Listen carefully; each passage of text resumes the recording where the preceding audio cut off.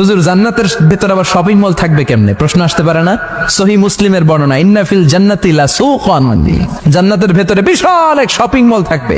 এটা বোধহয় আমাদের বসুন্ধরা শপিং কমপ্লেক্সের মতো হবে, যমুনা ফিউচার পার্ক।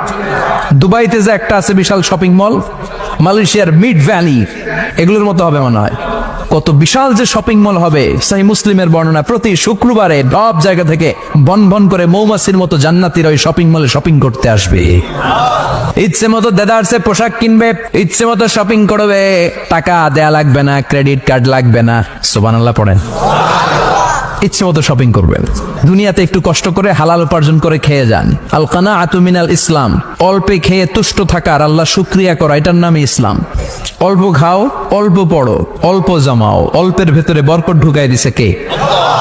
অনেকে দেখবেন অনেক খাই খাই নাই নাই করে, এটা যাদের স্বভাব তাদের কখনো বরকত হয় না। অল্প খাবেন, অল্প পড়বেন, আর হালালের সাথে সম্পর্ক করবেন। আল্লাহুম্মা কফিনি বিহালালিকা আন হারামিক ওয়া আগনিনি বিফাদলিকা আম্মান সিওয়াক। বিষ্ণুনবী দোয়া করতেন, আল্লাহ হালালকে আমার জন্য যথেষ্ট করেন, হারাম থেকে আমারে বাঁচিয়ে রাখেন। পড়েন আমিন। হালাল অল্প হলেও হালালে বরকত আছে না নাই? হারাম বেশি হলেও এটাতে কোনো বরকত নাই, ঠিক কিনা?